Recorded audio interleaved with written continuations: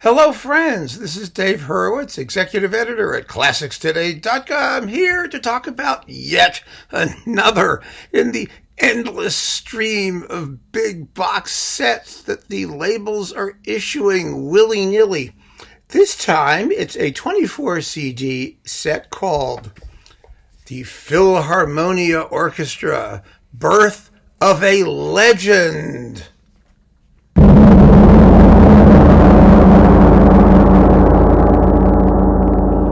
Don't you wish it came with that?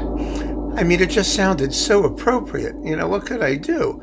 It's the birth of a legend. You expect to hear something dramatic after that. Of course, the Philharmonia Orchestra is one of the world's great orchestras, and it's one of the newest because it dates from the immediate post-war period when most of Europe's orchestras and the European musical scene was in a shambles. And out of that shambles, Walter Legg, the producer for EMI Records, somehow talked the Maharaja of Mysore into bankrolling a first-class brand new orchestra, which is the Philharmonia, which became the Philharmonia, and it is still with us today because performing arts organizations are sort of like fungus. They never go away. There's nothing you can do about them. They immediately take on a self-sustaining bureaucratic life of their own, more or less, and they tend to find ways to survive, screaming and yelling and bitching and moaning and complaining that there isn't enough money and that nobody cares about them as much as they should or gives them the attention that they deserve, etc., etc., etc. Whine, whine, whine. So that's how it works, and here it is, the Philharmonia, the birth of a legend, on 24 handy CDs on the Warner label, and we're going to talk about what's on them. Now, what's interesting about orchestra boxes as opposed to person boxes, that is conductor boxes or artist boxes, is that on the whole, you stand a better chance when you're dealing with orchestras of getting a better selection of stuff. Why? Because you have a wider pool of people to draw from. And if you're dealing with conductors, one conductor's idiosyncrasies and defects are probably going to persist throughout the entire box. Whereas if you actually have many conductors, you can find the best stuff that they did with the orchestra in question. But the deficit to orchestra boxes is that orchestras, of course, do not have the same kind of identity or personality that individual conductors have. Even orchestras with lots of personality.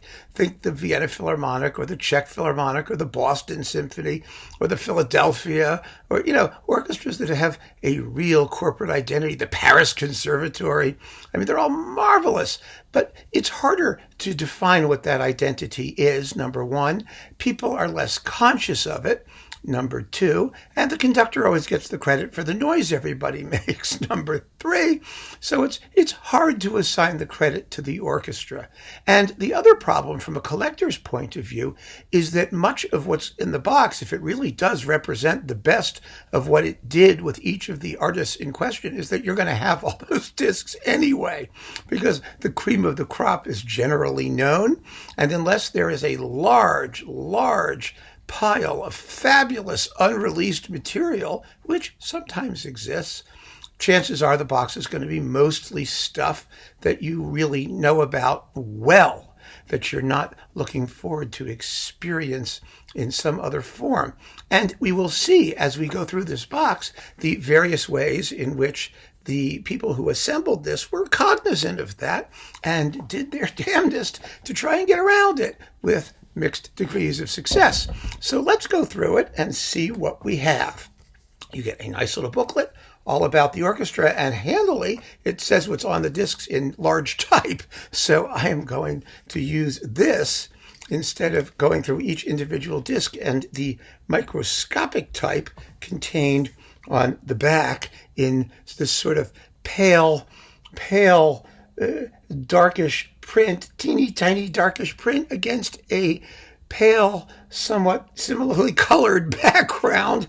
I mean, I wonder if they think people are actually going to try and read this stuff and figure out what what's on the disc? I mean, some of us care, right? Anyway, let's start at the beginning. We begin with Herbert von Karajan. Okay, the Schumann Piano Concerto with Dino Lipati. Who cares? It's the Philharmonia. We care that it's Dino Lipati. That's the problem with putting together orchestra sets. You're not going to give us a great soloist, a great performance, a great conductor. You don't really care who the orchestra is all that much, especially if it's a concerto where all they're doing is accompanying, and it really doesn't matter what orchestra it is. Then we get Schubert's Unfinished and a fabulous Respighi Pines of Rome. That is a sensational Pines of Rome, and it was incredibly well recorded in the late 50s. It sounds just terrific. Then we have, Beethoven. Okay, Egmont and symphonies numbers 5 and 7. So now we have another issue. The issue is, do you do the stuff that Karajan later recorded 50 times in Berlin? Or, better in my opinion, do you do the stuff that he never did anywhere else ever, like the Roussel Fourth and the Tallis Fantasia by Vaughan Williams and the Balakirev Symphony? These are others. The Stravinsky Jeu de Cartes. There are things that Karajan did with the Philharmonia that he never did again. Why not throw those in here instead of the stuff he definitely did again, which appears, you may like the earlier ones, the monos, better, but realistically, Okay. Disc 3, Strauss, Don Juan, Bartók, music for strings, percussion, and celesta, Sibelius 5. These are some very good performances. Don't get me wrong. They really are. But again, Karajan remade all of that stuff. And his interpretations, as I've said before, did not change so dramatically. And his sonic concept particularly didn't change so dramatically that it really makes that much of a difference. So there you go. First 3 discs out of the way. Furtwängler. Okay, so we've got some excerpts from Tristan and Isolde. This is CD 4 from, the Tristan and Isolde complete set. And then we have the Götterdämmerung immolation scene, and that's with Kirsten Flagstad. And later on in the disc, the 4 last songs with Kirsten Flagstad. These are live recordings that were made in the Royal Albert aircraft hangar, and they sound just horrible. Again, they tell you nothing about the orchestra. You can barely hear the orchestra. The performances, qua performances, of course, they're fine, but they say nothing and do nothing. And then we get to the Mahler Songs of a Wayfarer with Dietrich Fischer-Dieskau. Wonderful performance. First rate, studio recording, thank God, and it's just fine. Then we, have the Beethoven Fifth Piano Concerto with Edwin Fischer. Again, who cares what the orchestra is? And the Bartók Violin Concerto number 2 with Yehudi Menuhin. Again, who cares what the orchestra is? Now we have Guido Cantelli. These are very well known. And of course, there's a recently reissued Cantelli Icon Warner box that has all this stuff in it too.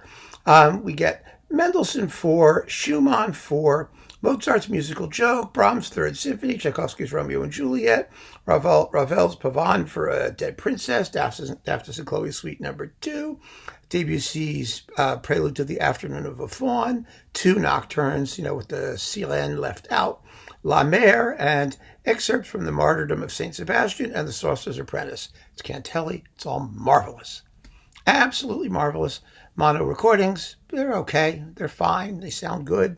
And they're terrific. Then you've got the Toscanini Brahms cycle with several recordings of the English national anthem mixed in. And those are, famous Brahms recordings. And they're very Toscanini-like. The third is, The others are all terrific. The trombones mess up famously at their first entrance at the end of the first movement. And some crazy person was setting off firecrackers on the roof of the hall at a couple spots, so you hear that go off. But they're late Toscanini, they're live, they were quite well recorded for their time and period and circumstances, and famous. And, you get to hear the orchestra not play as well as it should have in the finale of the First Symphony. Then we have a whole bunch of things with different people. We get the Tchaikovsky Serenade with Paul Kletsky, the Berlioz Symphonie Fantastique with André Cluitens, C-L-U-I-T-E-N-S, yes, Cluitens, yeah, it's wonderful. And then, let's see, we have Walton doing his own first symphony. He wasn't the best conductor of it. The orchestra had a little trouble with it. And the viola concerto with William Primrose and the Orban Scepter March, which are excellent. And again, it's a concerto, it's a soloist, it's who cares if it's the Philharmonia. Then Klemperer. Klemperer. Mozart, Eine kleine Nachtmusik. The Jupiter, the mono one, Symphony 41. Strauss, Don Juan until Eulenspiegel. These are live recordings, first releases, and they sound like crapola. Total crapola. Why bother when he made some beautiful Richard Strauss recordings in the studio that sound absolutely great? There was no problem, no reason to prefer live. None, zero, zippo, none. It's just so sad. The ninth. Now here, there's one on Testament. They could have released that live one. That would have been better than the studio one. And it sounded great. Another opportunity missed. And then Klemperer's own Merry Waltz, which is waltz-like and somewhat merry. And the Mahler 4 with Elizabeth Schwarzkopf, who you have to tolerate the finale, but she's not as annoying as she could be elsewhere. And the Kortweil Kleine Drei Groschen Musik. I happen to like this one. Now, the tempi are on the slow side. It's a little ponderous, but it was Klemperer who commissioned the work and led the first performances back in Berlin in the 1920s and 30s. I mean, back when in his early days. And so that is really very, very cool. So it's good to have Klemperer's interpretation of that, and it was a smart thing to include it, even if the Kanonen song is sort of dum-ba-dum-bum, bum-ba-dum-ba-dum-ba-dum-ba-dum. It's a little on the heavy side, but that's okay. That's okay. Now we have Carlo Maria Giulini. I mean, these are all marvelous performances that have also been boxed up in a Giulini box. The Giulini in London, they did the Giulini in Places series. There was, it was like the Iphigenia series, Giulini in Taurus, Giulini in Aulis, Giulini in Brooklyn. It's every place Iphigenia showed up, Giulini showed up. So this was in the Giulini in London box, and you get Bizet's Jeux d'Enfants, Mussorgsky's Night on Bald Mountain, Tchaikovsky's Second Symphony, Franck's Psyché et Eros from Psyché, Ravel's Alborada del Gracioso, and the complete Verdi Requiem, that famous, great Verdi Requiem with the Philharmonia Chorus going crazy, and the 4 sacred pieces as well, and his Rossini overtures, which are Tancredi, The Italian Woman in Algiers, Il Signor Bruschino, and La Scala di Seta. Those are all wonderful, absolutely wonderful performances. Great to have, probably already do, but they're great. They're absolutely great. We're already up to CD 20. See how quickly this goes? The lighter side. The lighter side is, let's see, Strauss, A Night in Venice, or Venedig, or whatever that thing is, the overture, which is, let's see here, then let's see, Richard Heuberger, Der Opernball, and Karl Zeller, and with Elizabeth Schwarzkopf, under Otto Ackermann. And then we've got, let's see, Suppé, let's see, some stuff by Suppé and Waldteufel and Max Schönherr. Oh, he's a big guy. And let's see, that's with Henry Kripps conducting, a household name there. And Strauss's Graduation Ball with Sir Charles Mackerras. Couldn't they have found something besides that with Sir Charles Mackerras? Oh, well. Okay. Rarities. Now we get rarities. We're on CD 21. Glinka, the Ruslan and Ludmila March, and 2 Oriental dances, or 3. No, there's 3 here. Yeah, there's a bunch of them, with Nikolai Malko and Wolf Ferrari's The Jewels of the Madonna. There we go, with Charles Mackerras. There we are. And Dochnani's Suite in F-sharp minor. That's such a great piece. It's been recorded 1 million times now. There's a bunch of them. But back in the day when let's see, Robert Irving made this recording, there weren't many. So that's really nice to have. That's a rarity. It is a genuine rarity. And the Strauss Dance Suite after Keyboard Works by Francois Couperin. That's a delicious little arrangement, and it's conducted by Arthur Rodzinski. That's, of course, in all those Rodzinski boxes that have come out super cheapy, like in Japan and whatnot, but that's nice to have too. Then we have Philharmonia Orchestra soloists. All right, so you get soloists. The Meditation from Thais with Manu Perikian, Concertmeister under George Weldon. The Strauss for Horn Concerto No. 2 with Dennis Brain and Wolfgang Sawallisch. Famous performance. That. Debussy's The Afternoon of a Faun with Gareth Morris and Markevich. The Shostakovich First Piano Concerto for Piano, Trumpet, and Strings with Shura Cherkassky, Harold Jackson, conducted by Herbert Menges. And finally, Barber's Souvenirs, the suite from the ballet, with a whole slew of people, which they say Ephraim Kurtz is conducting, which they say in the note, well, the soloists aren't identified, and we can't really be sure who they are, but we're almost positive that's who they were. So I'm not going to read them. We assume they are the Philharmonia Orchestra soloists. I think they should have the Philharmonia Orchestra Assumption disc, where we're not really sure it's the Philharmonia, but we assume that it must have been the Philharmonia. Then CD 23, Igor Markevich, his stereo Rite of Spring, which is really a knockout, really terrific. Satie's Parade, so that's marvelous. Then there's a bonus recording with Esa-Pekka Salonen of Schoenberg's Verklärte Nacht from this is from like 19, like recently. I think it was like 19 something. No, 2018. That's what it was. Not 19 anything.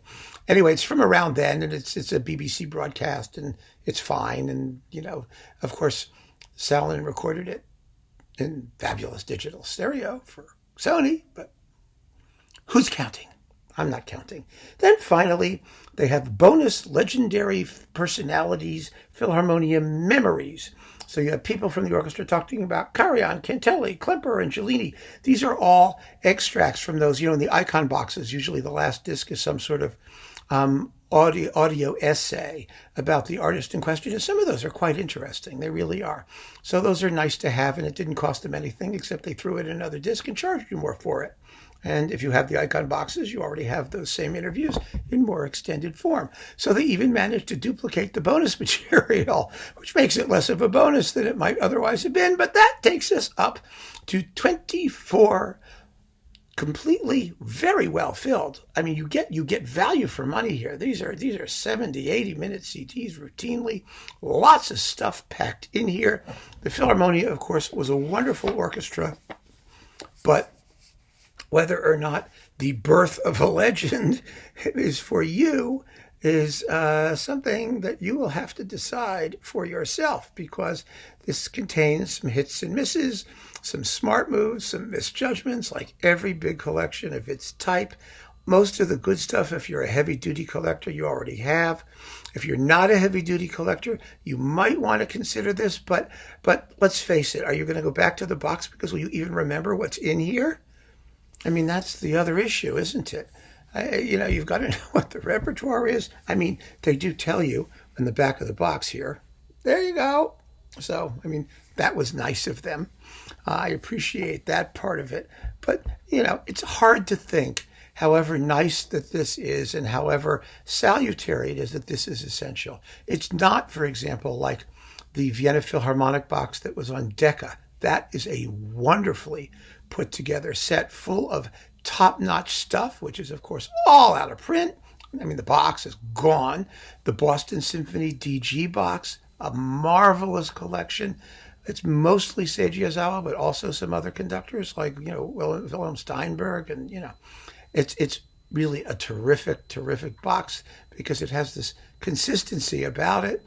And it's much better than the grab bag of stuff that you have in here. You see, one of the problems also with doing this box is that the Philharmonia recorded so frequently. There was so much stuff to choose from that there's no way in a 24 CD set that they're going to be able to come up with a collection that everybody is going to agree really represents either the best stuff or the most desirable or the most necessary. Whereas when you just say, okay, I'm going to do everything that the Boston Symphony did for Deutsche Grammophon and throw it in a box, it's easy to do. And even then, they left out the Franck Symphony. They didn't do it all. But, they tried, and that was the idea, right? Or the Decca Vienna Philharmonic stuff, where you have a series of conductors, but many of them did their very, very best work. And it was fairly easy to know what to put in there. And they did. They had more room. They had many more CDs. I mean, this is 24. If you have 50 or 60, obviously you can focus on certain repertoire with greater specificity or certain artists. So there are lots of ways to do it. And, here they're trying to strike a balance between too expensive, too cheap, too many CDs, too few CDs, too much of one artist, too little of another artist, and have all of those compromises added up to something which is greater than the sum of its parts? No, not really. Not really. But again, if you like this stuff and want what's in there, who am I to say not to have it? Most of it's really good. So there you go. The birth of a legend. Keep on listening, folks. Take care.